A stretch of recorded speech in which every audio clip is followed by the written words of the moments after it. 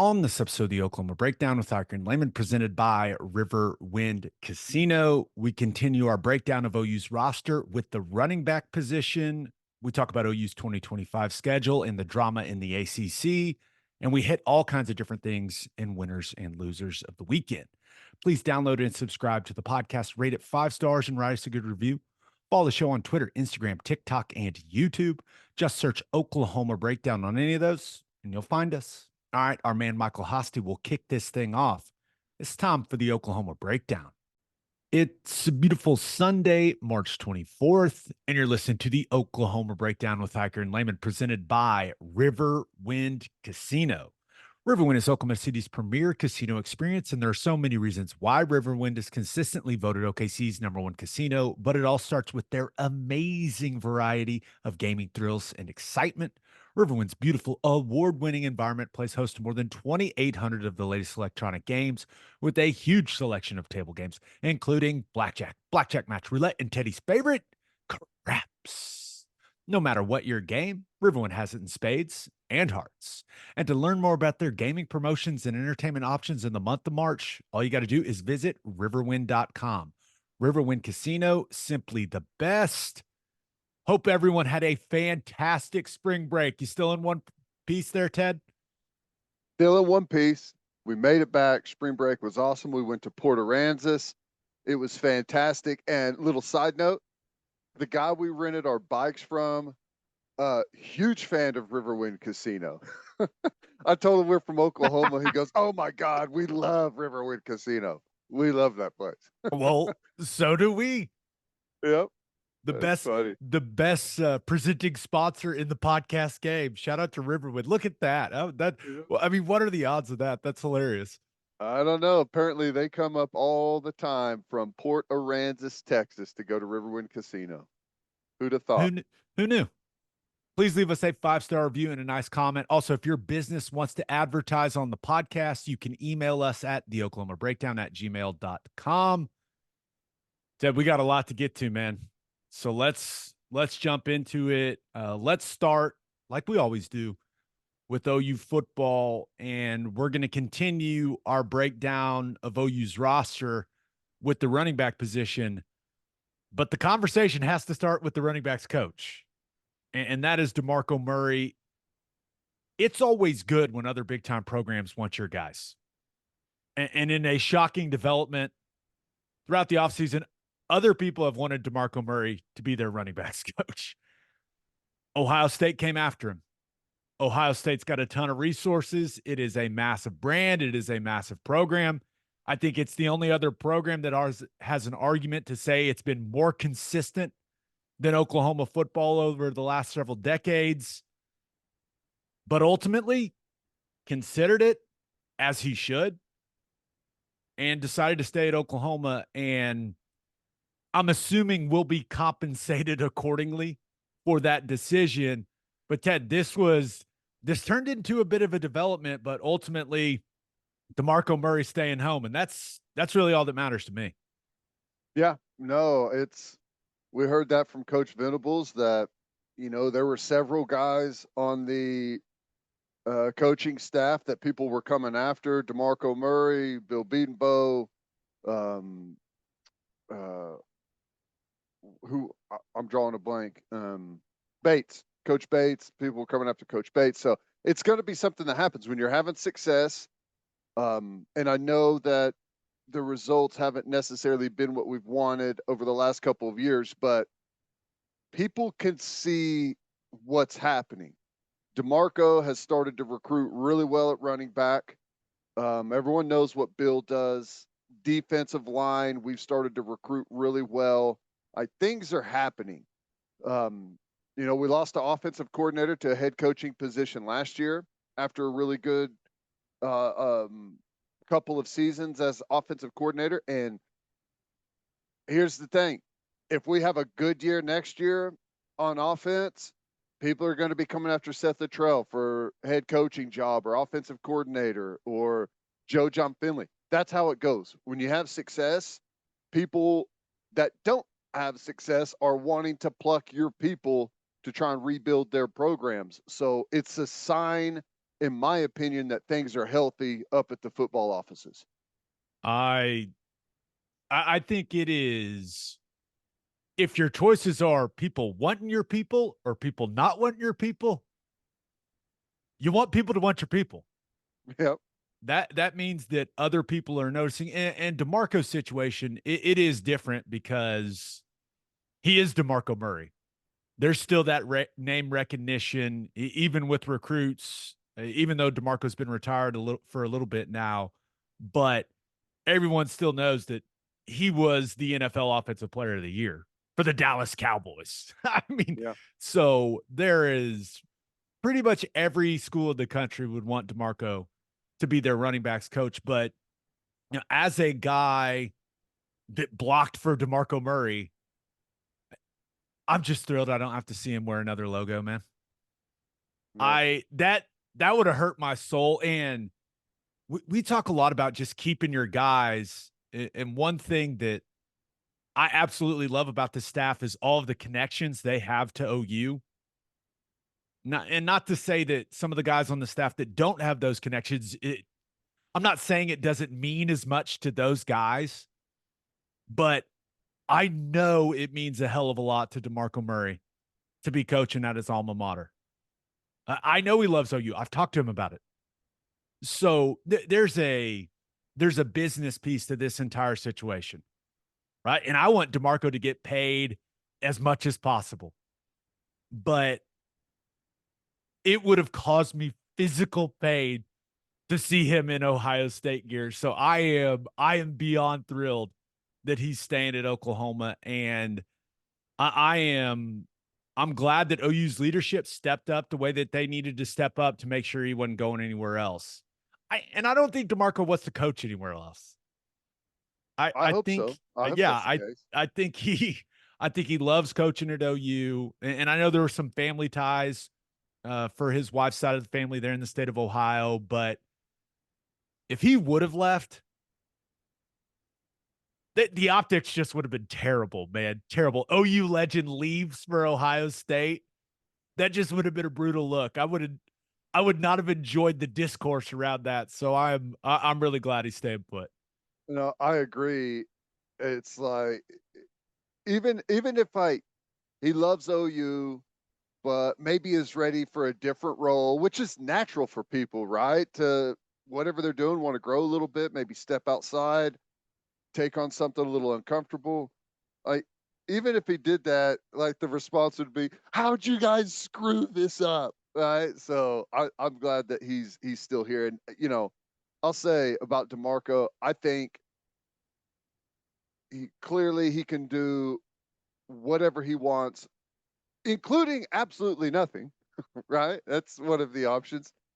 But I think he does a really good job. He works at it. He doesn't just it's not just a cruise job for him. He puts in the work. And I think I've said this before on here. I am incredibly impressed, having been to some of the events, recruiting functions, like all of the different things that they have going on up there. The man can work a room. He really can. And I don't know, he's a great asset to have. Not just because that he's one of our all-time greats here and a great running back. He's a great person to have in the room. I'm glad he's staying here. I am I'm with you, and we'll see. I think DeMarco could be a head coach in the relatively near future if he wanted to be. I just don't know if he wants to do that. I kind of think he likes to recruit and handle his running backs and not have to be responsible for much else. I think he enjoys that, but Feels like there's more people than there ever have been avoiding that role right now. no kidding. So we'll see. But hey, all that matters is number 7 staying put. I love it, which is a perfect transition into our breakdown of the guys in his room. And Ted, when you think about the current running back situation for the Sooners, not enough. They did not get enough from that position a year ago. We've talked a lot about it, but I think that when you talk to the staff about this group of backs that are on campus right now, and remember, Taylor Tatum's not there yet, so we're not going to include him in this conversation. That the conversation starts with Gavin Sawchuk, and saw Sawchuk a couple weeks back, and he does look a little thicker physically, which I thought was really encouraging. They've got him listed at 5'11", 195, but to me looked like he had added some muscle. I guess the question is, can he make the jump? Or maybe the most important question is, can he stay healthy for an entire offseason and make the physical gains that he needs to make? Because we know the speed's there. When things are clean, the speed is there, but can he become a guy that is a true difference maker that can make something out of nothing multiple times a game? Because that's really what separates backs in my mind, is the guys. There are guys that just, they get what's blocked. They get what's there. And can Gavin Sawchuk be a guy that gets more than what's there? And I really hope he makes the jump, because it sounds like this guy does everything right on and off the field. And, keep staying healthy throughout the spring and throughout summer is going to be huge for him, but he needs to improve. He absolutely does. Yeah, no, I agree. It's interesting with Sawchuk. I think the physical traits, he's got everything that you need. He's powerful when he needs to be. He's elusive in the open field. We know he's got the home run gear for top speed. He can flat out fly. It feels like, and this is not really even just a Sawchuk thing. It's kind of the running back group together. When I think about what Jovantae Barnes and Sawchuk looked like in the Florida State game, going back 2 years ago in the bowl game, I saw a couple of guys that were like running the football offensively, aggressively, attacking, running over guys. And it, like, when you look back, it's like, okay, we're an underdog in this football game. We don't have a lot of our guys. There's really not a whole lot of expectations. Just go out and cut it loose. And that's what we saw. Since that point, I feel like as a running back group, we've been feeling our way around a little bit.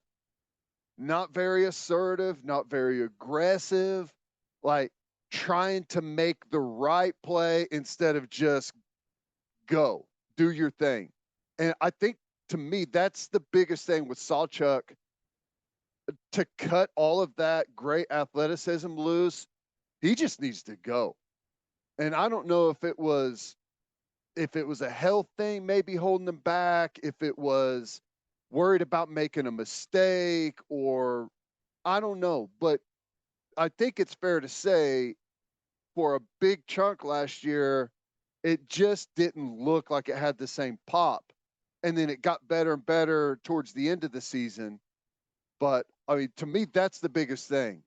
Cut it loose, get aggressive, like, don't run the ball defensively, which is weird to say, I understand, but that's kind of how I feel like we were running the football last season. I think that he's clearly got all the tools, but the health thing is a huge factor.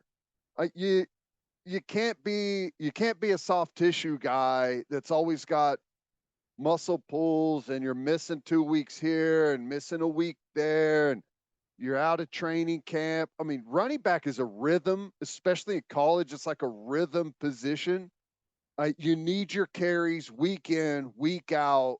You need to you need to get calloused for the position to be a really like a true top end running back in the SEC. And I think we've got several guys that have that ability. It's just whether or not we get that type of play out of them. I completely agree. And kind of the last thing on Sawchuk and what we saw from him last season, I kind of felt like until the last couple games of the year, he looked like a golf cart with the governor on it, Yeah, yeah, where that's right. it couldn't quite get to where he wanted it to go, or maybe he was hesitant to take it, to open it completely up. And my If you're hope is nagged by injury like that's right, how. right. And there's that hesitation there, like, hey, if I punch the gas, am I going to pull my hammy again? Mhm. So I get that, but he needs to get to a place physically where he can play the position as fast as possible. He won't get to where he wants to be at 3/4 speed. No. You know, Yeah. you just won't get there. Yeah. And his 3/4 speed is fast. Pretty good. It's It's pretty pretty good. good. But we need him at 100. And if he can get there, if he can stay healthy, man, I am interested to see what it looks like. Now, there's there's clearly a big piece of this discussion that is tied in to the offensive line and to what the run game is going to look like as a whole under Seth Littrell and Joe John Finley. There's also a tight ends piece to it. You know, what are their personnel groupings going to look like? Usually, if you can get in personnel groupings, you can run a couple different concepts when it comes to the run game than you can without those type of bodies on the field. So that all goes into this conversation, but we don't want to make this last 4 hours because I will go down an absolute rabbit hole. But Seth Littrell and Joe John Finley, part of their job is to figure out what run concepts not only fit these backs the best, but what run concepts fit whatever they end up landing with on the O line. So that's not an easy thing, but that's a piece of all of this. But I think one of the more interesting questions on the roster right now, Ted, is the running back situation starts with Sawchuk. I think right now, if you look at it, he has earned the RB1 label up to this point. But the second running back, that feels very up in the air to me. Mhm. No, I totally agree. Who do we talk about next? Is it Kalib Well, Hicks? Is it the transfer Sam Franklin? Jovantae Barnes did not look, let's be real, he did not look good at all last season. yeah. Well, you know, and it goes back to the health thing. Uh, did we ever get like figure out exactly what the surgery he was that he missed spring with the foot? It was, as far as I know, it was a pretty standard foot surgery. My guess was always fifth metatarsal, and that was something that I had that surgery in high school. And Mhm. a lot of people have it, and some people have complications with it. I don't know if that was what it was, Yeah. but Well, you know me, we kind of steer away from the, hey man, what's his injury right. conversations. But Well, he looked like a shell of himself. yeah. He did from the true freshman year where you know he was explosive, and again, it's kind of back to the I'm a true freshman. I don't know what I'm doing. I'm just going to go as hard as I possibly can. And you saw that whenever he runs the football, and that's like, okay, hey, once he gets a little bit of polish to his game, some ball security, you know, ups his game in the pass protection aspect, the passing game. Like this is going to be a great back.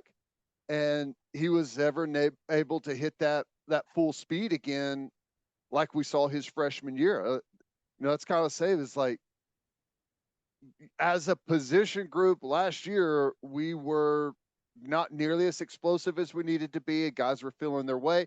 And I I don't know what there could be some very good reasoning for that, but that really doesn't matter to me. We just have to get better at the position, become more explosive, and hopefully Barnes is healthy, has put some good time between the injury, the surgery, and now, and he's back to that explosive guy that we saw 2 years ago. Because Yeah, that guy and could run the football anywhere. completely agree. What happened to him as a player last year, it was just odd. And I don't know if it was, you know, more than the injury, I don't know if there was something mentally going on. I don't know, but he went from running with a lot of violence to not. Yeah. Well, And, and go ahead. his cuts were, I mean, it didn't look like he could cut. Mhm. So can he get back to looking more like he did as a freshman, which is kind of weird to say out loud, but Well, that's what I was going to say is as, you know, as a freshman, I it's almost like kicker to a degree. When kickers haven't missed a kick, the most confident guys you'll ever see. All of a sudden, when they miss that first kick and there's a little bit of doubt that has crept in, it's never really the same from that point on. And as a freshman, you haven't made any mistakes. You're not carrying any emotional baggage behind you whenever you're asked to go out and compete and do something. You start making you have a big fumble in a game, you have a big mistake that gets your quarterback sacked and ball jarred loose.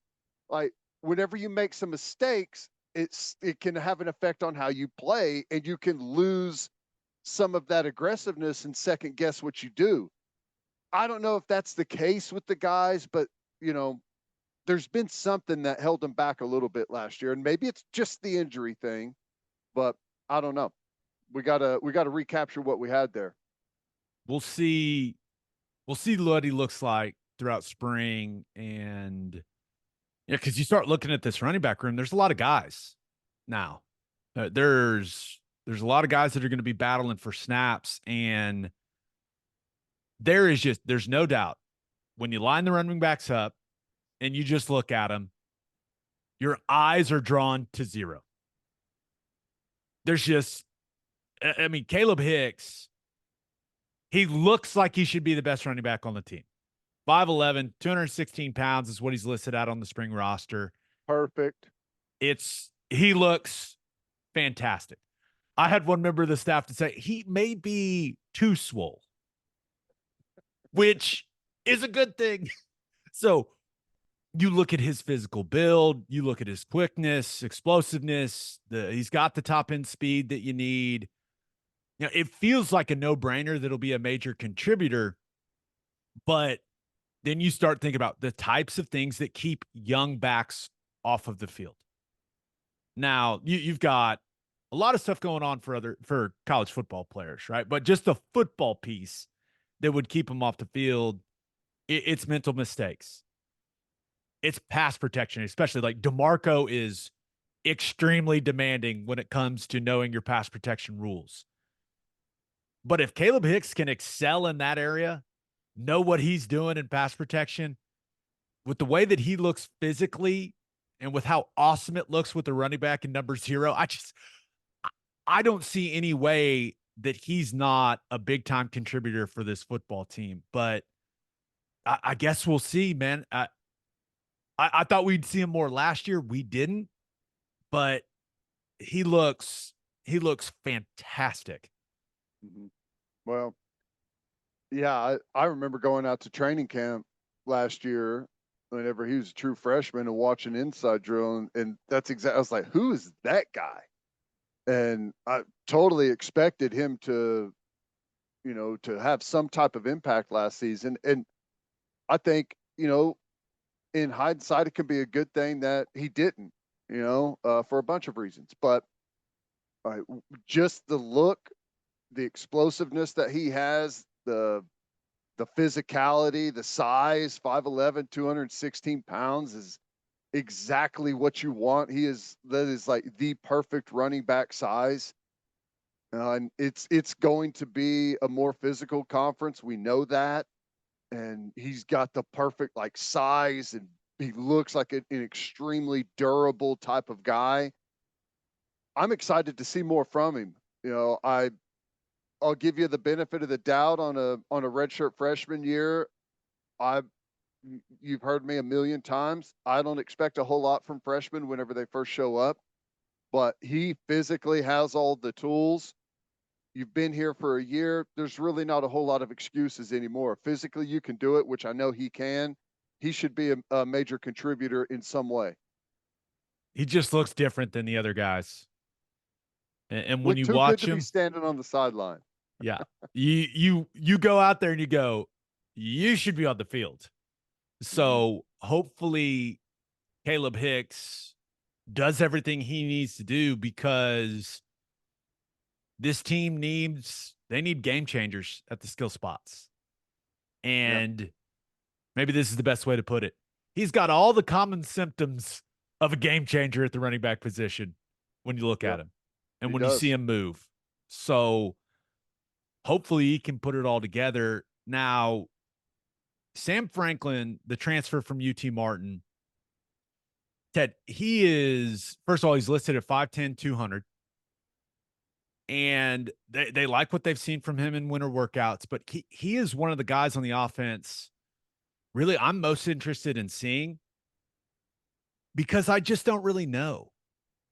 He had some impressive plays at UT Martin, but I think it's fair to say that he didn't blow us away with what we watched of him. So I'm so curious to see how he fits into this offense. Yeah, there's some good stuff from him. Uh, It's just curious because when he hit the portal, they snapped him up like that. Like it was the first portal edition, I think, or at least one of them that we made.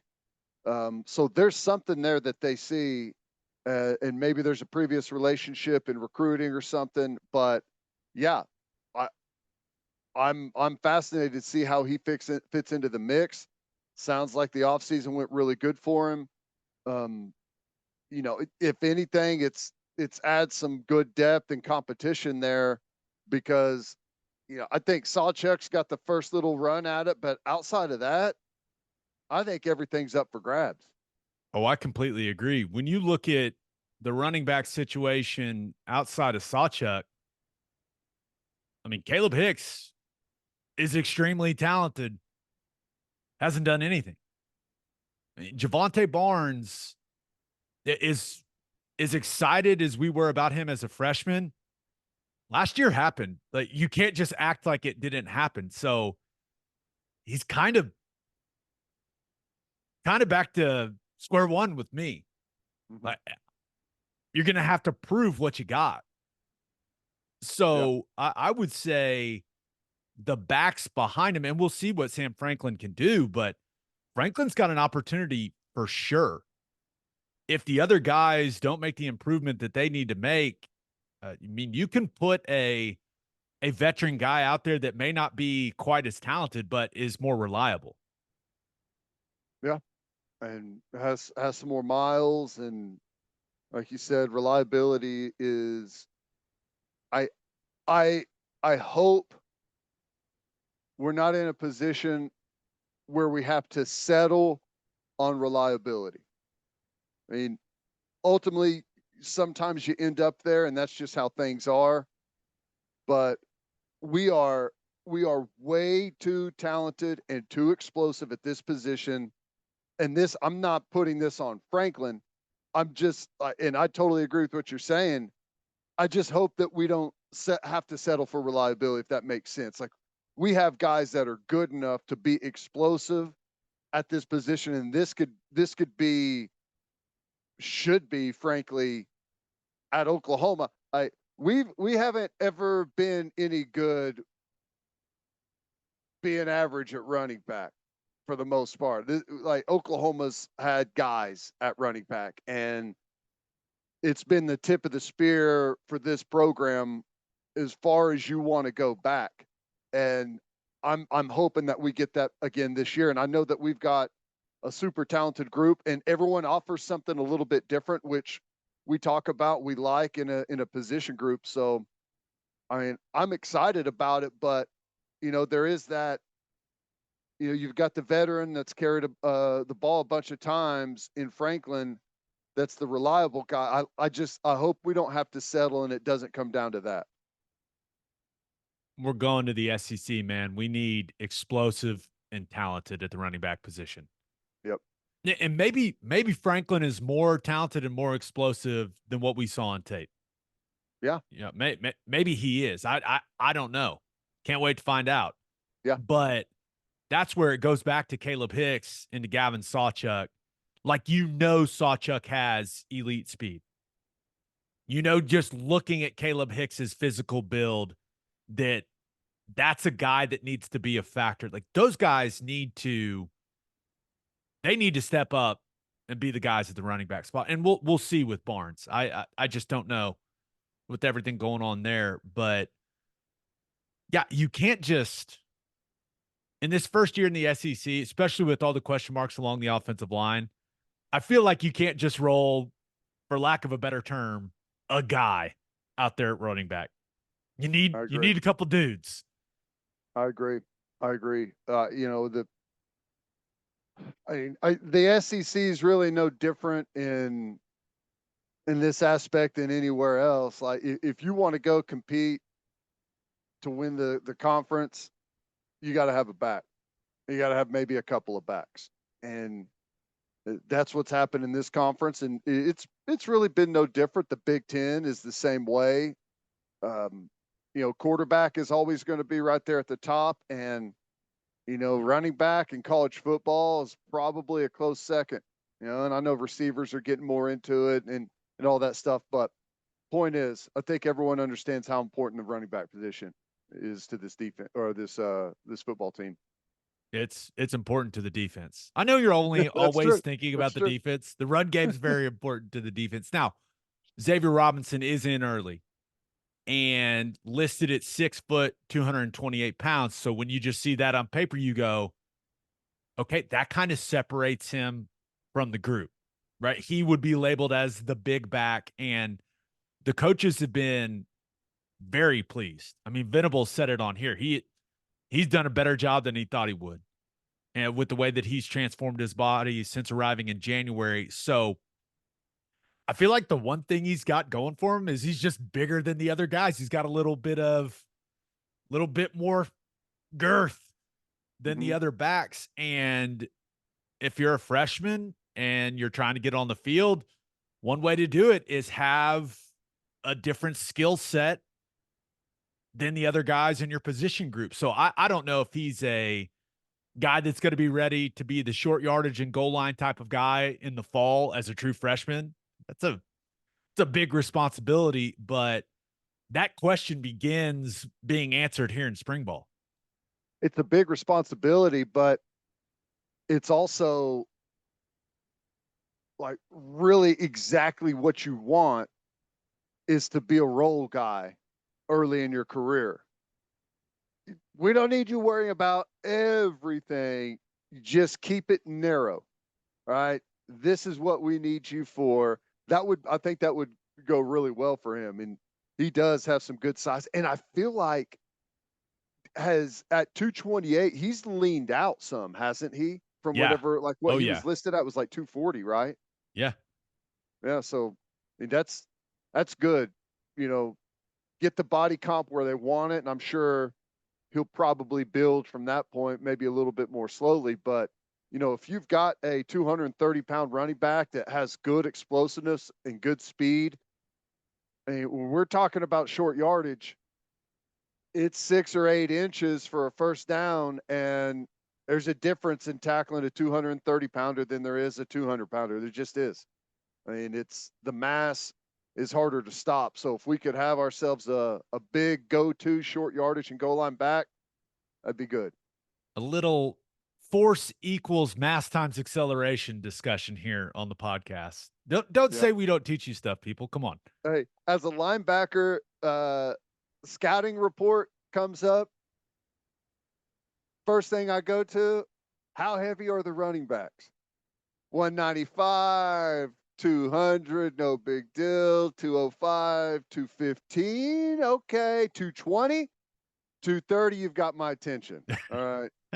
You got my attention. Every linebacker is watching that sideline whenever the 230-pound running back checks in. We know exactly who that guy is. Yeah, I imagine. All right, let's get to call your shot. We asked you guys your strongest opinion right now about OU's running backs. This first one, comes from the Tunnel Sooners. Says that we are going to be more than fine and people are overreacting about the running back position. Are people overreacting about the running back position? Well, I guess it depends. Like, what are they reacting to? If they're reacting to the running back position last season, I don't think they're overreacting. But just because, in my opinion, others may differ, that running back lagged behind last year doesn't mean that it has to moving forward. I think, I was going to say, I think roster wise, we're in a better position now than we were a year ago. But as I sat here a year ago after watching Sawchuk and Barnes against Florida State and what Barnes looked like through most of the season, I think I felt really, really good about what we were going to have at running back. So, I don't know. We got a 5-star coming in. Sawchuk's coming off of a solid end of the season. We got Hicks. We got Robinson. Like, there's some really good pieces there.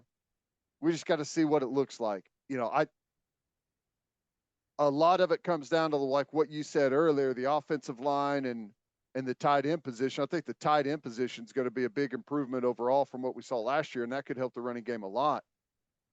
But it's going to be up to these guys. Someone's going to have to come from the group, and I'm fairly confident that'll happen.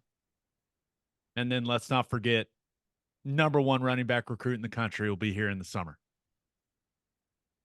So yeah, maybe this discussion changes. I don't know. We'll see. I don't know. We'll see. I don't know what to make of it. He looks really good on film, but I don't know. I'm kind of torn. What have you thought of from what you've seen of Taylor Tatum? I think overall, he's a really good athlete. You think about what he can do on the baseball field. Mm-hmm. I feel like the speed is there. You kind of don't know till they show up when it comes to what I would call the twitch. Yeah. Like, is he just a good athlete with really good speed? And it's high school football, even though it's a high level of high school football. Or does this guy have the real juice? You don't really know until they get there. Right. And I'm hoping he's got the real juice. He's one of the, he looks great, but he's not one of those guys that you look at and say that everything is fine. He doesn't even need to be here. We don't even need him until training camp. Like, he's not like a big, muscled up, like finished product type of running back right now, which I think is a good thing. Like, there is room for improvement there when it comes to shaping his body, and I'm sure Schmitty will take care of that during the summer.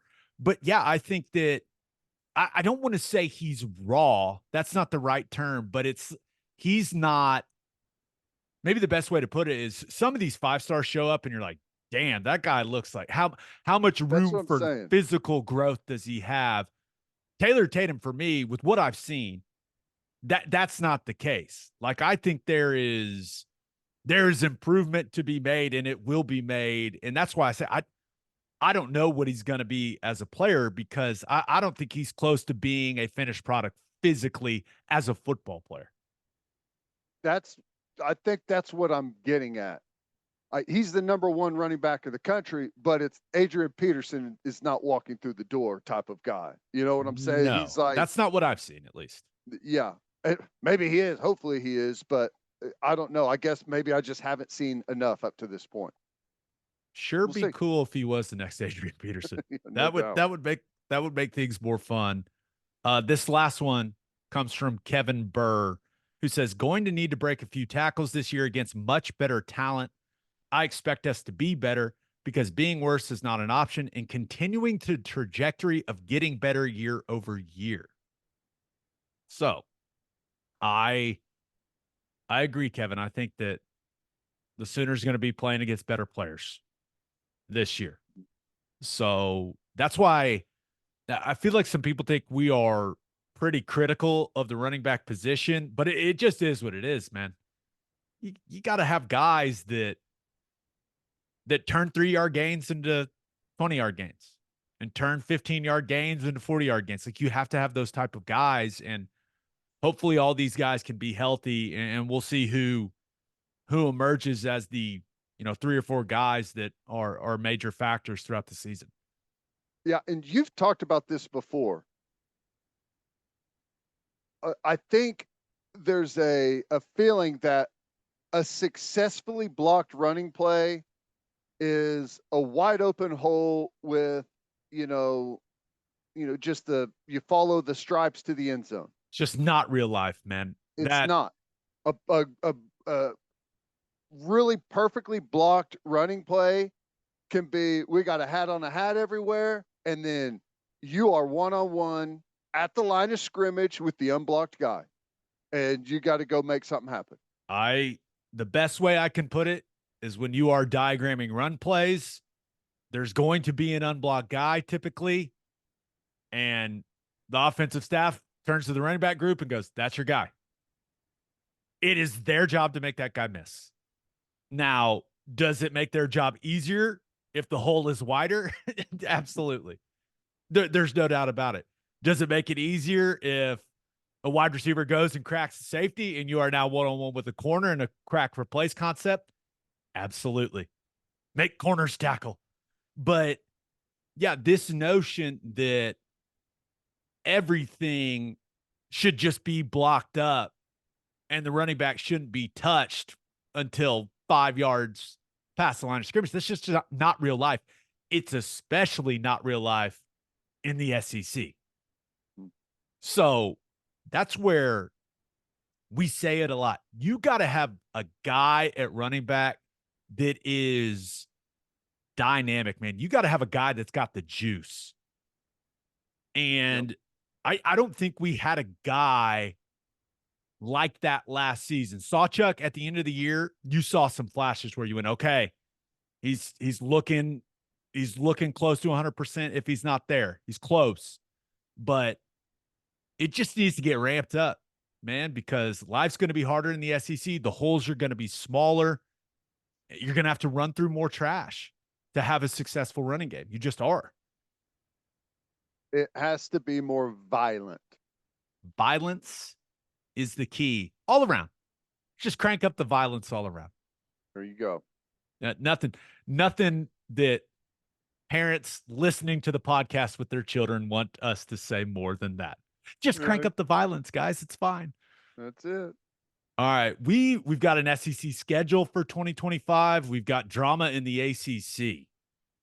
But first, Love's Travel Stops is now offering a nationwide 10-cent per gallon discount on gas and auto diesel. Just download the Love's Connect app and scan your barcode at the prompt on screen and watch that price drop 10 cents per gallon. Across the country, the Love's Connect app unlocks exclusive deals that can help any traveler plan their route or meal on the highway. So before you hit the road, be sure to download the Love's Connect app to save 10 cents per gallon and experience the country's best highway hospitality at Love's Travel Stops. Love's also has you covered if you forget your phone charger or headphones with their expanded mobile to-go zone. And of course, don't forget to grab yourself some of that delicious Java Hamore. And celebrate with a Schooner All-American Ale, the official craft beer of OU Athletics from Coop Ale Works. Named after the iconic Sooner schooner that races across Owen Field after an OU score, you can join in on the celebration with an ice-cold beer from Coop Ale Works. You can enjoy it at the Palace on the Prairie, at OU athletic events, at the bar, at the tailgate, and in the comfort of your own home. For more information on Schooner All-American Ale, visit SchoonerAle.com. Must be 21 to purchase. Please drink responsibly. Schooner All-American Ale, the taste of game day. And we love Simple Modern. Simple Modern is an Oklahoma-owned company whose mission is to exist to give generously, and they do. Simple Modern has given away millions to more than 100 nonprofit partners in the last 8 years, and they give away at least 10% of profits each year. We love supporting a company that's working to make a difference in Oklahoma and beyond. And Simple Modern products are also the perfect swag for any small business owner. You can customize tumblers, water bottles, and coffee mugs to give to current or potential customers. They also have the best Kids Cup products. I cannot endorse them enough. Check it all out at simplemodern.com. National College Football Roundup. Ted, the 2025 SEC scheduled, it was announced. I thought the timing was a bit strange. I did too. But conference comes out and announces that sticking with the 8-game conference schedule in 2025, now you have to play a major non-conference game, meaning you got to play a team from the ACC, the Big 10, the Big 12, or a major independent. But they're just flipping the home and away games from the 2024 schedule. What was your initial reaction when they made this announcement? Well, I guess I was surprised. There's a couple of things, we knew that the 8-game schedule was going to continue. We had heard that recently. And we knew that in 4 years you were going to play every team in the conference. What we didn't really know is, were they just going to take this year's schedule and flip the home and away, or are you going to get a whole new group and then switch back? We didn't know that. So I guess the biggest surprise was the timing of it. And I guess disappointed isn't the right word. I guess I was just maybe the thought of seeing a totally different group of teams in 25 was kind of appealing, but I mean, the schedule's still awesome. So, I mean, I don't have really any complaints. I guess with all of the unknowns, we got really the least exciting, schedule of all of the unknowns that we had, but really, I guess it was the most likely. I was surprised. And the main reason why, I don't know, just felt a little boring. I don't know if that's the right word, but I thought one of the big advantages of having a super conference, right? That's what the SEC is. I thought one of the big advantages was going to be that you can get really creative with the scheduling and also have fun with the scheduling, including a schedule release. I thought the SEC, I thought the schedule release and just the scheduling in general is going to be more like the National Football League. The NFL, they have done an incredible job at making every little thing throughout the calendar feel big. And this felt small. It just didn't feel like it didn't have the gravity that I thought it would have surrounding it. Right? Remember the big schedule reveal they did for the 2024 schedule, where, I mean, we went to Rudy's in Norman and we did a show about the schedule. Yeah. They revealed it. We reacted to it. It felt big. This did not. This felt like they went, hey, this is the easiest way to do it. Here we go. Here it is. And then you release it during March Madness? Yeah, that's kind of the weird thing. Just got buried. Did we know the opponents whenever they did the final date release at that point, or no? We knew the opponents. We didn't know what the order was. Right. When did we find out the opponents? I don't remember. Or did we find out the opponents when they released the dates? I feel like we found out the opponents when they released the dates. I don't know, man. I can't I've got remember. a terrible I feel like memory. maybe we found out a little bit before, but not way before. Remember, a few things were being leaked. Yeah. Like the Tennessee thing got leaked, Bama got leaked, but I don't think we knew everyone, did we? I don't think so. Someone just started releasing the big ones, but I mean, the dates, you can still do the scheduling release on the dates, but I don't, it's weird. I don't know. And maybe they do. I assume they're going to have a, this is the exact schedule type schedule Right. show. But I don't know the timing. The timing is the thing that really threw me off. I agree. It is. It's late March, man. It's college basketball time. What are we doing? Strange. Hmm. When when you look at OU's schedule, the non-conference, you talk about the one major game, Michigan and Norman. That's going to be so cool. Yeah, That's it is. that's September 6th. Your home SEC games, remember, it's just flipped. So you're going to have Auburn, LSU, Ole Miss, and Missouri at home. And then your away SEC games. Oh, boy. Get ready, man, because you're going to Bryant Denny in Tuscaloosa. You're going to Williams-Brice in South Carolina, and you're going to Neyland in Knoxville. And, of course, you got Texas and Dallas. Those are three places that I've never been. But from what I understand, Williams-Brice and Neyland especially, like those places breathe fire. So Yeah, it's gonna be, dude, 2025 is gonna be fun. I'm not saying I'm not excited about the schedule. I am. I just think the release and the lack of creativity yeah. and the build, like the lack of build up around, I don't know. I thought it was odd.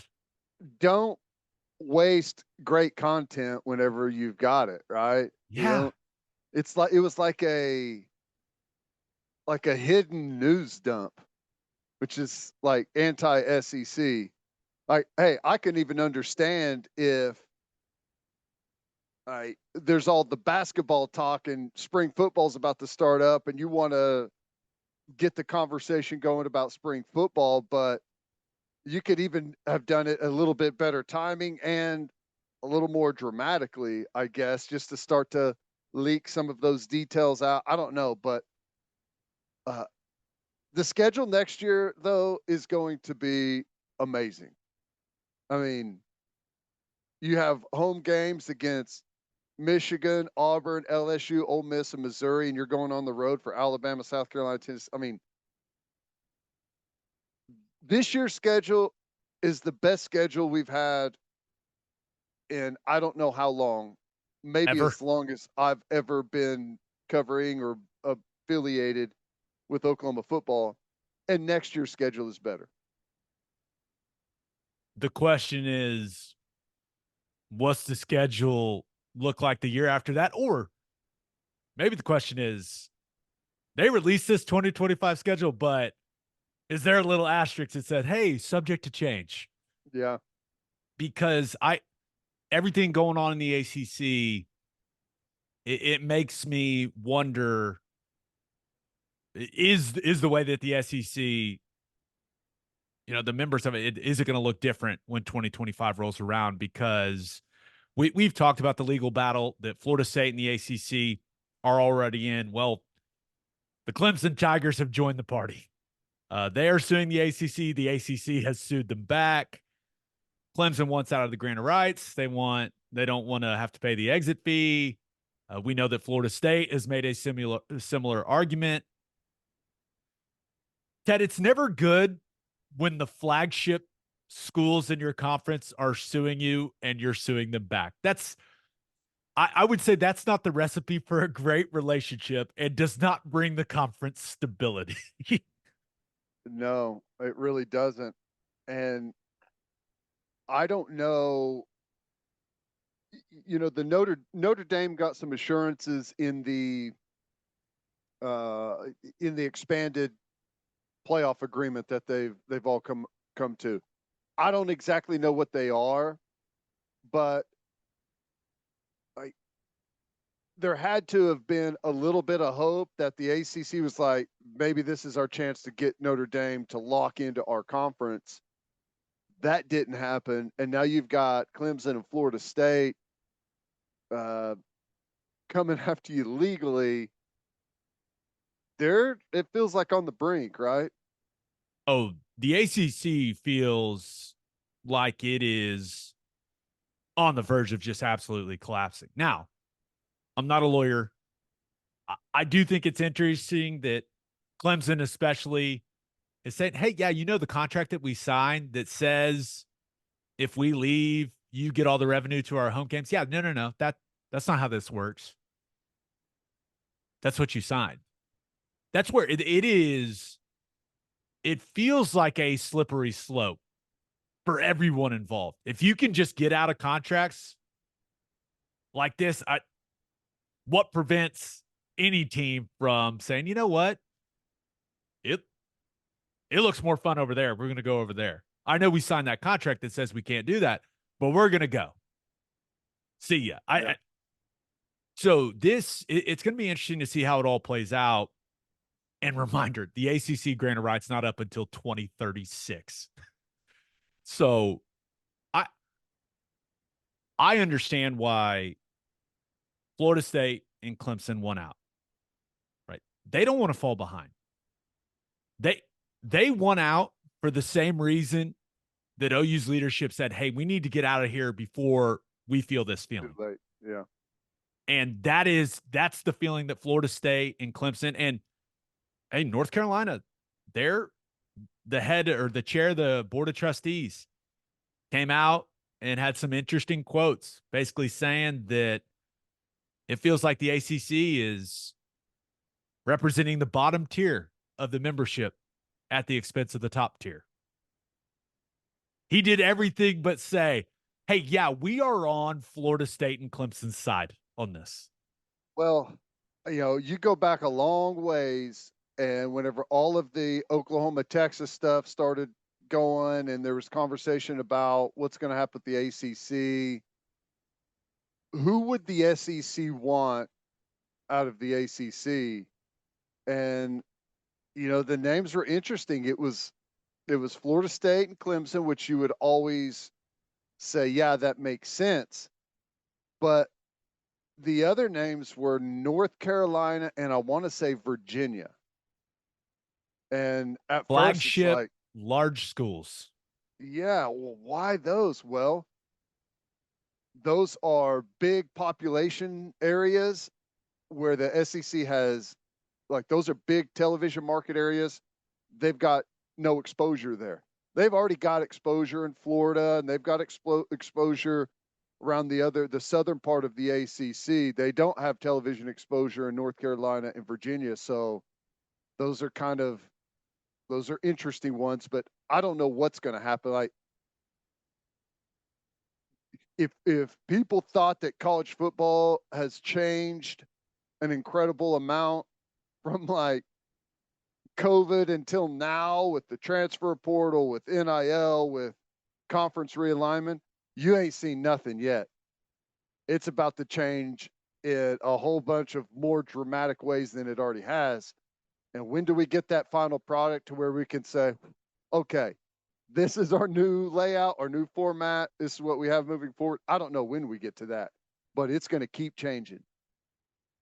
The revenue gap is clearly a huge driver here with what's going on in the ACC. The SEC and the Big Ten is just, that gap is grown and grown and grown between them and everyone else. And I think Florida State and Clemson and even North Carolina look at it and go, this is unsustainable. We cannot compete as this gap grows year after year after year with the conference TV deals and with the new college football playoff TV deal. And I don't know how players eventually becoming some type of employee factors into all that, but I know this. If you're making more money and you got to pay the players, you'd rather have more money so you can pay the players. I mean, what's the potential gap? 40, 50 million? Once they get into the new playoff and yet the SEC's new media deal comes out, it was supposed to be somewhere around 70 million per team, right? It is. It puts you at a massive competitive disadvantage to not be in the SEC or the Big Ten. Yeah. And you've got just their standard conference payouts and then the new playoff deal where they're getting more money in the playoff situation. it's unsustainable for anyone that wants to be a competitive team that's not in the Big Ten. It's almost going to be impossible to fall behind 50 million a year. Like, how do you make up the ground with the payroll stuff that's coming? I don't know. You can't. That's why they're going to court, right? The real winners, we can never forget, the real winners in all of this are the lawyers representing both sides. Congrats to you, lawyers. I mean, the billable hours for this bad boy, it just got to be fantastic. You think watching college football is a billable hour? If you're just trying to we got to figure out the layout of the land here. Yeah, so I spent 100 hours this week watching Florida State to get a better understanding. I'll bill you for that, but no, it's going to be a really interesting legal battle, and I don't know how quickly it's going to move, but you've got the private equity piece that Florida State has talked about publicly. I don't know. This thing's extremely interesting, but ultimately, I'm most interested in how it affects OU football. That's our whole thing on here. Could we see that 2025 schedule change? I don't know. Or is it a thing where it's not happening until 2026, where they're going to go to a 9-game conference schedule with the addition of 1 or 2 teams from the ACC? Well, maybe that's the reason you put that out now is because the speculation is going to be ramping up big time that in 26, like, they're not joining us in 25. Here's our schedule. Maybe they're joining us in 26. I don't know. Yeah, that was my initial thought was, oh, that's a boring 2025 schedule. Maybe they just did that because they didn't want to put the necessary time in because they know more people are coming to the conference. Yeah. That was kind of my tinfoil hat theory. This will get them off our backs for a while. Yeah. We'll see. All right, let's finish up with our winners and losers of the weekend. But first, oh, you grill masters, listen up. Didier Ranch delivers premium quality beef that is 100% raised in Oklahoma right to your front door. Go to didierranch.com, DIDIER ranch.com to order one of their premium quality beef boxes and use promo code Oklahoma15 for 15% off your order. Filet, ribeye, New York strips, sirloin, steak burgers, they've got it all. And they ship anywhere in the continental U.S., and Oklahomans can get deliveries in just 1 to 2 days. The only thing better than having a lot of premium beef on the O&D line is having premium beef delivered right to your front door. Didier Ranch, tradition tastes better. got the fillets thaw in the fridge for tonight. Yeah. Nice. You can also head to the garage for hand smashed patties, butter toasted buns, and some ice cold beer. It's the perfect spot to watch any big game. With all the garage locations being open to 10 p.m. or later every night, it's the go-to late night spot. Visit eatatthegarage.com to find a location near you and order online from the garage in your neighborhood.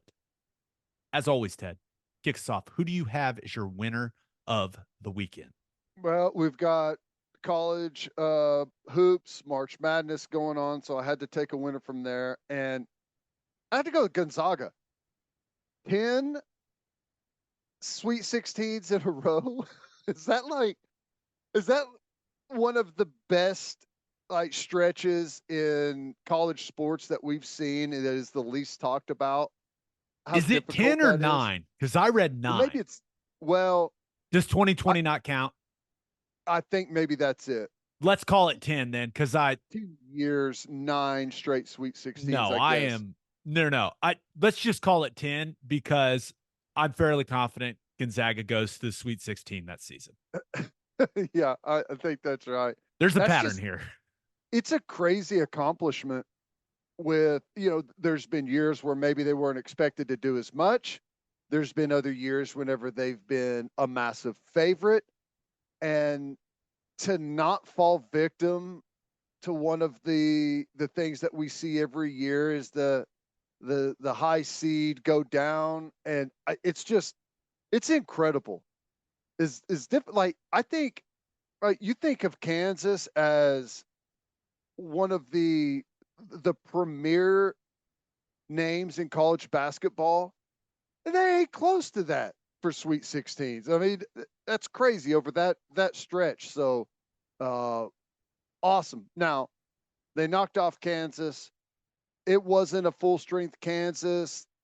They were tired. You could tell that they just didn't have it. It was a down year for them. Well, I think Houston sent them with their tail between their legs into March Madness. well, maybe they shouldn't have been there. They got a hell of a break at the end of their first round game against Sanford. That block was absolutely clean. Now you don't know if Sanford goes down and hits a shot and wins the game. Who knows? But it it was one of those situations where you go, did Kansas get the break they needed? Could this be an interesting, unexpected deep run? And then Gonzaga just absolutely smacked them around late in that second half. Yeah, yeah, They ran that out of was juice. You're crazy. right. Yeah, ran out of juice. Like, they didn't have the rotation that they had expected, and missing one of your best players is obviously a factor for them. But um, I it's going to be interesting to see what happens with Kansas. I think the invincibility cloak that they've been wearing in the Big 12 for some time, uh, it's different, especially with Arizona coming to town as well. Uh, Big 12 is not getting any easier whenever it comes to hoops, and there's going to be some more competition there at the top for Kansas, but maybe ultimately that makes them better. But I had to go with Gonzaga. What an impressive feat by Mark Few and those guys. Honestly, I've talked about this a lot. I like to predict who your winner of the weekend, who your loser of the weekend are going to be, because we don't talk about it, which makes it fun. I really thought you were going to go with OU women's basketball. Come on, man. They got the win. What are we doing? It was, I won't lie, the way that thing started, not good, but it was such a dramatic finish against Florida Gulf Coast. They shoot the open three. I'm going, no, no, no, no, no, not overtime, not overtime. And whew, a sigh of relief for Ginny Baranchek and the Sooners. Whew. What and Tyler Gulf Van is a Coast is stud. yeah, needed some big plays there late. Now, Gulf Coast has been kind of like the giant killer over the last couple of years, right? Yeah, that's why I was very uncomfortable. They had been that in that 5-12 game 2 years in a row and won it. Yeah. Hmm. So what? Now we got Indiana tomorrow. Indiana in their own house. Doable. It's Get that doable. win. Get that win. Going to be aesthetically pleasing jersey matchup. Red and white, white and red. That'll be nice to look at. It will be good. It will be good. I I really want them to win because they deserve a Sweet 16 berth. They deserve it. They do. The They program do. has been building and building. Now it's time to let's seize the moment, ladies. Here we go. I feel good about it. I feel good about it. Who do you have as your loser of the weekend? Well, I usually have Ohtani in my winners and losers. As a winner, it usually has to do with the unbelievable sum of money or some incredible feat that's never been accomplished in Major League Baseball before. And I don't know, maybe that's what this is. I have no idea what's going on here. I guess Ohtani's been apparently a victim of some theft, or I don't know what, by his interpreter that we always saw with him everywhere he went. They were connected at the hip. And I guess just over the last couple of days, there's been some very weird things happening. There's been a bunch of wires coming from Ohtani's bank account to pay off what I guess was gambling debt supposedly accumulated by the interpreter. And that all gets questioned and talked about. I guess ESPN had some leads about it, started to ask questions, and then somewhere along the line, it turned from paying off gambling debt to just straight up theft, and Ohtani didn't know about it. I don't know. It's kind of hard to follow the story, Gabe, but Well, that's because it's two completely different stories that I think were, a day or two apart? Yeah. And part of it is, like, the first story is, well, he got all these gambling debt. He was embarrassed. He couldn't pay it off. Ohtani helped him out by wiring the money. And then after that, Ohtani's like, wait a second. What's the story? I guess what the interpreter was telling him wasn't what the interpreter was telling the team and ESPN. And he found out about it through his new interpreter and was like, wait, what? That's crazy, dude. You add another interesting wrinkle to it. Mike Trout has said multiple times that Ohtani speaks solid English. Well, so, I kind of wondered, like, at what point is he? So that's where it gets even more complicated. I don't know. You come out, the whole thing seems strange. You come out, a spokesperson for Ohtani, which I guess was a new spokesperson, and the interpreter come out and say, hey, Shohei covered the gambling debt to that bookie in California.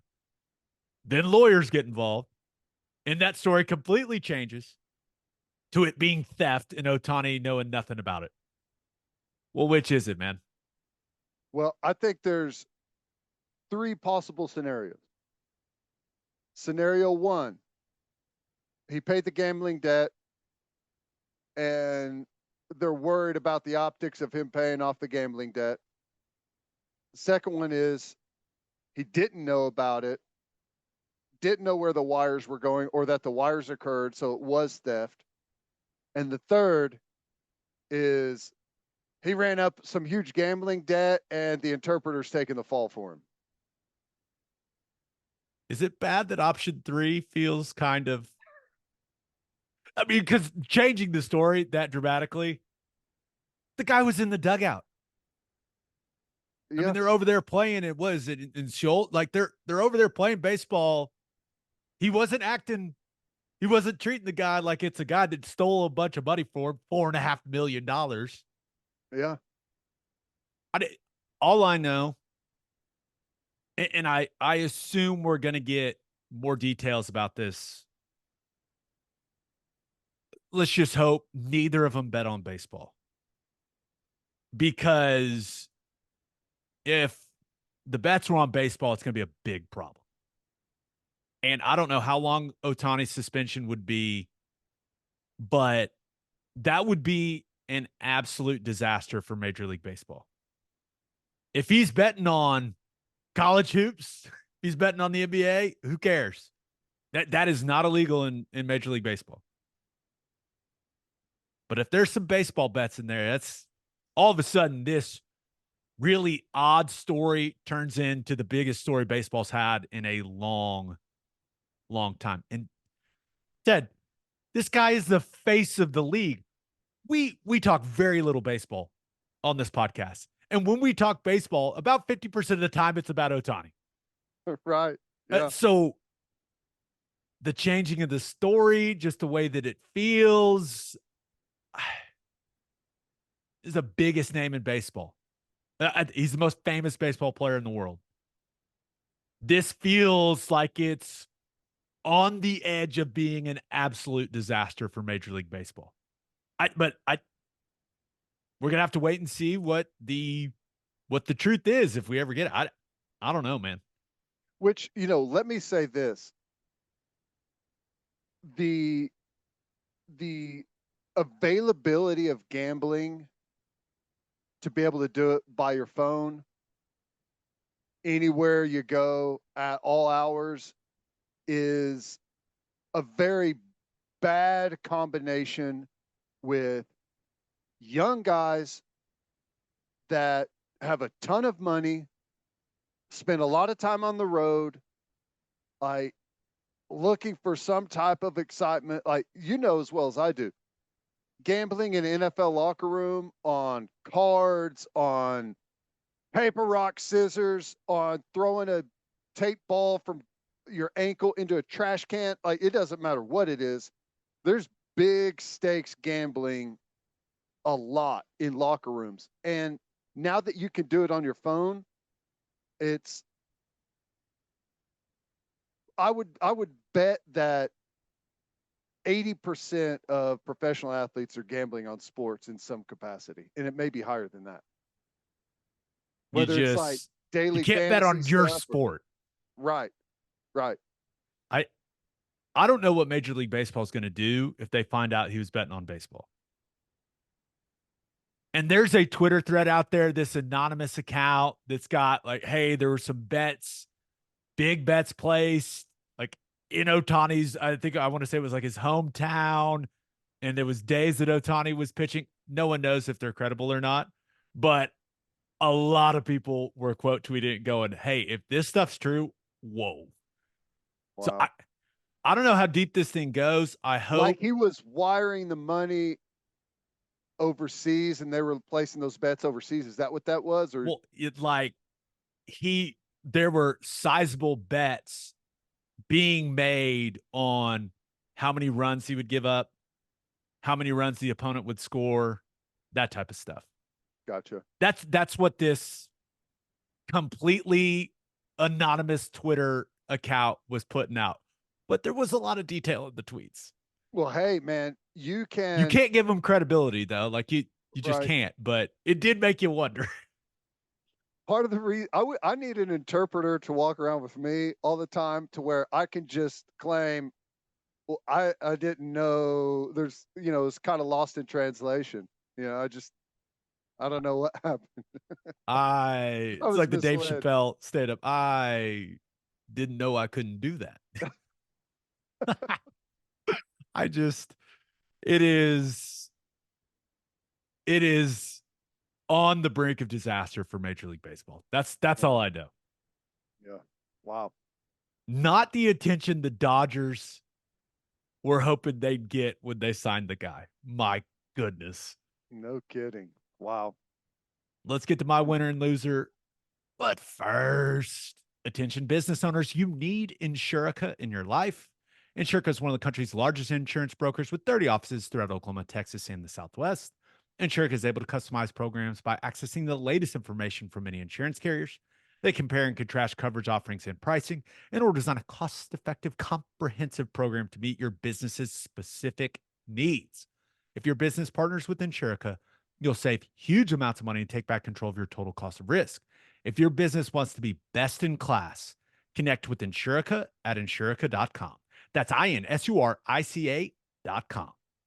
And head to opolisclothing.com for our podcast merchandise and the best OU gear out there. That's OPOLIS clothing.com. Use promo code TED, TED, for 10% off. That's opolisclothing.com. Use promo code TED for 10% off.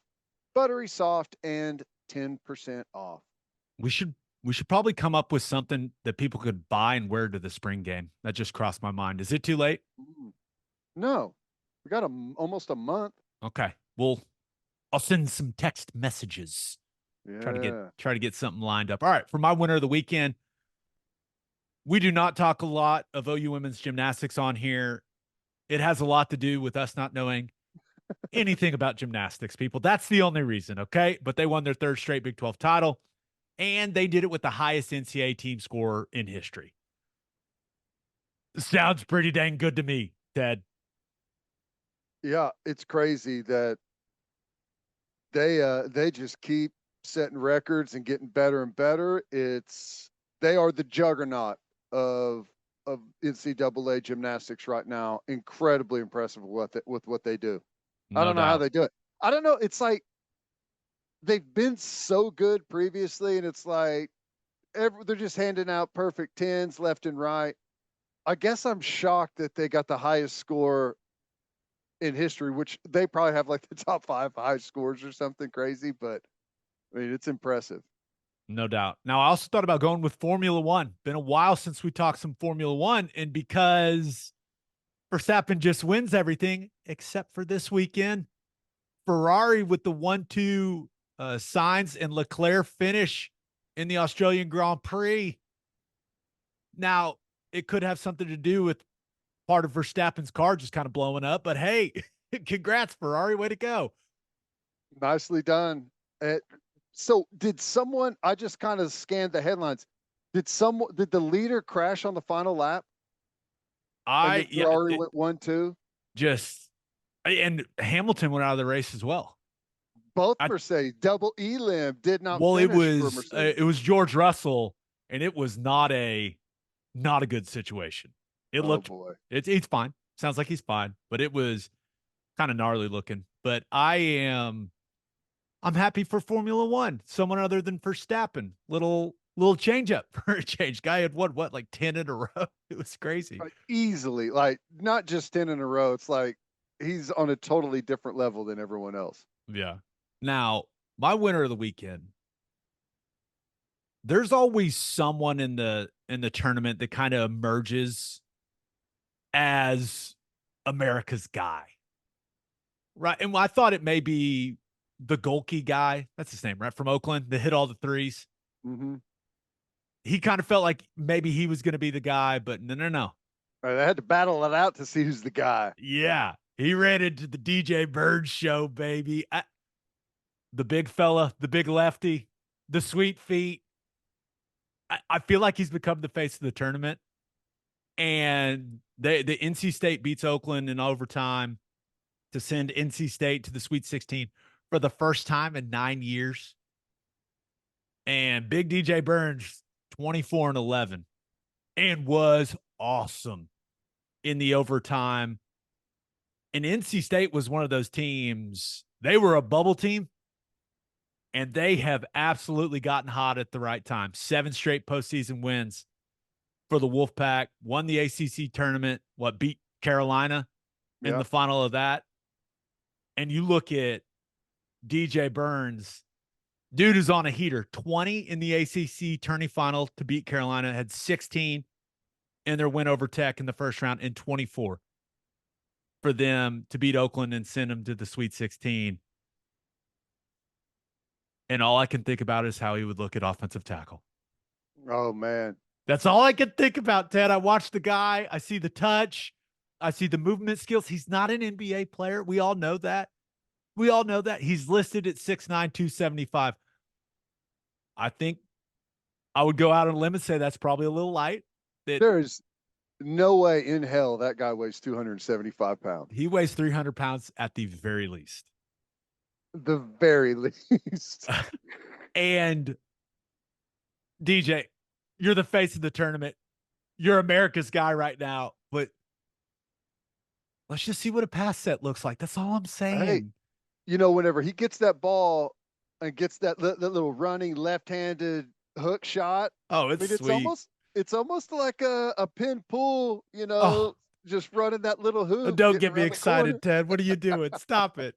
Hey, in all seriousness, just, I don't know, a year of training, year of technique development. I'm just saying, do you want to be rich or not, DJ?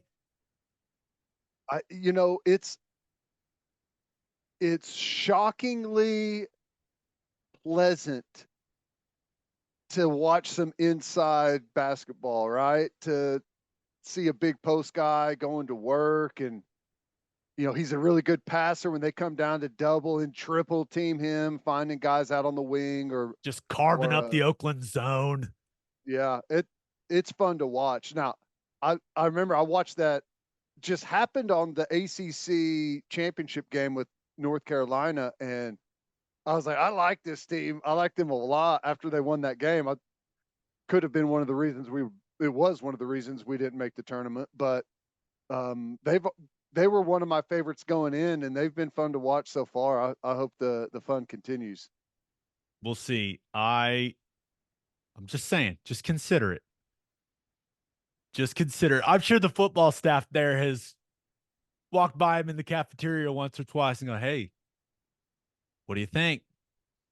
I think everyone's considering. It wouldn't shock me if he got drafted while the tournament's going just on. Goes through like a combine and a team in the 7th round. So, yeah, we'll take a flyer. Why not? Take a flyer on you. Let's go. No, he's He's having a heck of a tournament, and it's fun, How man. old is he? Is he? I want to say he's a senior, so I'm guessing he's 22 or 23. Let's give it a quick Google. This is Elite Podcasting, 23 years old. Okay. Yeah. So, hey, that's the thing about O-linemen, though. The closer you get to 27, 28, 29, that's when the old man strength, that's when that's the prime for O-linemen. So we just got to get him the fundamentals down. He's about to get drafted. Sight unseen. We'll work with him for 2 or 3 years, practice squad, no big deal. Remember, No hey, pressure. Vital, remember the guy from Baylor? He ended up on a practice squad. Yep. Now, I was told that he wasn't the most punctual guy and maybe didn't take it very seriously, but hey, he was there. So I don't know, but hopefully we continue to see DJ Burns ball out. But yeah, want to see him in football pads real bad. I won't lie. My loser of the weekend, Kentucky. As much fun as it was watching Oakland knock them off, and as much fun it was watching Golke bury 10 threes on him and all the stuff he had to say after the game, I loved it. But John Calipari, man, 2021 missed the tournament, 2022 lost in the first round, 2023 lost in the second round, 2024 lost in first round. And remember, that includes losses to St. Peter's and now Oakland. I mean, you're supposed to be that guy. You're bringing in all the 5 stars. You're sending all these guys to the league. Got to win some tournament games, man. I mean, and everyone's bringing up the $33 million buyout. I don't think people realize. I've been to a Kentucky basketball game. I've been there. It's a much bigger deal than football there. They will pay the $33 million. And that isn't that arena huge? Isn't it like Huge. 20 over 20,000? It's huge. One of my high school teammates played there. And it is a big deal. So if A&M can pay Jimbo 70 whatever, Kentucky will pay Cal 33 to go away. But I don't know what they do. You got all these ESPN analysts, Jay Billis, saying, oh, it'd be crazy if they fired him. The fans seem over it. It just feels like a bad situation at Kentucky. Well, it's a really bad result in a situation that already it hasn't been great over the last couple of years, right? With, he's said some things and been real defensive, and then you hear him post game, just saying like, well, apparently you just can't do it the way we've done it anymore. You got all these transfer portal guys, the older guys, older teams, but he's done that too and not had success. So I don't know. Remember, they took Shebway from West Virginia. Yeah. It almost seems like he's not even acknowledging any shortcomings and just passing it off on, well, it's what basketball's become. I don't know. It's weird. I've always been a massive fan of head coaches that take the blame. Right? I just think that's what comes with being the leader of an organization. Things go wrong, you fall short of expectations, like you put it on yourself. And I don't get a lot of that from John Calipari. I just don't. Know.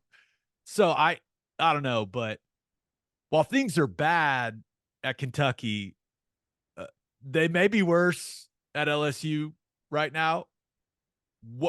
What is the article about Kim Mulkey going to say? I would need to know. When's this thing dropping, Ted? I don't know. Her statement, that was, 3.5, 4 minutes of prepared statement the day before you're playing a tournament game? Doesn't seem good. I don't know what's in the article. I don't know if anyone knows. That Mulkey probably knows because they sent her a big old list of questions. Hey, would you like to answer these? Sounds like this article has been building for a long time. Here's the way I view it, though. When something like this, like, okay, Oh, I don't know if there's another. I was going to think of a good example, but if an article comes out that Kim Mulkey is really difficult to deal with, hard on players and assistant coaches, um, says rotten things to players. I Is anyone going to be surprised by any of that? No. She does it on camera constantly. So, like, if it's just one of those pieces, it's going to fall really flat. You better have something in there. You know what I'm saying? It feels like there's got to be something in there for her to address it the way that she did. To go hire a law firm for defamation. Yeah. Yeah.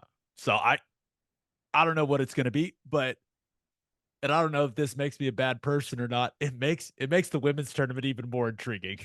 Yeah. Like you've got the Caitlin Clark piece, and hey, did you see her? It was slow motion. It was an accident. It kind of looked like she got punched in the face in that first round. I didn't see it, but I'm surprised it's not like the top news. It feels like every time she gets bumped, it it's either huge news on the opponent or huge news on her flopping or something. So I'm shocked it wasn't thrown directly into my face that it happened. I'm sure I'll find it somehow. But You just clearly weren't online enough. It was all over the place. no, But I was driving back and I was listening to college hoops nonstop and like listen to the start of that game. So yeah, well, I'll say this though, with Mulkey, the most shocking thing that I found out so far, I had no idea that she won 2 national championships as a player at Louisiana Tech and won a gold medal with the '84 Olympics. I didn't know that. she could ball. There you go. I mean, she could ball. Now, you'll be glad to know that the accidental punch to Caitlin Clark's face did result in an intentional foul, 2 free throws, and possession of the basketball. Oh, there you go. It is what it is, man. She's the most famous player in college basketball. She's gonna get some special treatment. Just deal with it, people. But yeah, the women's tournament coming into it, it was already intriguing. You throw this Kim Mulkey, I don't know if you want to call it a scandal, development, whatever it is, whatever it's going to be. For me, it just makes me want to pay more attention to it. I am Well, drawn to the drama. last year it was it has to be the most attention ever on NCAA women's tournament, and I'm guessing that this year's probably going to be the same at the end. Yeah. There's going to be a dramatic conclusion to this thing somehow. I'm all for it. Hopefully the Sooners can keep it rolling. Come on. Let's go, ladies. All you got to do is beat Indiana in their own building. No That's big fine. deal. Well, hey, quickly, we don't have to spend much. Do you like the way they do it where they host instead of all Yes. neutral site? I think I that's kind of think you cool should too. be rewarded for having a successful regular season. I kind of think so too. It's kind of how I feel about the early games in the college football playoff. Yeah, Just, I like it. yeah. And it creates it's a better atmosphere, I think in my so opinion. too. I think it results in better atmospheres. All right. Birthday shout outs. Happy 7th birthday to Blakely Sneed. Happy 25th birthday to Duho Powell. Happy 29th birthday to Landy Leandra Powell. Happy 43rd birthday to Alan Finch. Yeah, I missed it. That one was buried in the DMs. That one was from a while back. So happy belated birthday there, Alan. Happy 94th, the big 9-4. 94th birthday to Bill Talbot. Wow. Happy birthday to Laura Love. And happy 30th. My mother-in-law is going to be so glad that you got that one and not me. She's going to be fired up. Happy 30th anniversary to Tara and Ed Witterholt. Nice. On that note, episode 407 in the books. We'll have a new podcast that'll drop on Wednesday. Just a reminder, please subscribe to the podcast wherever you listen to podcasts. Please subscribe to our YouTube channel. Tell all your friends about the podcast. Hope you all have a great start to your week.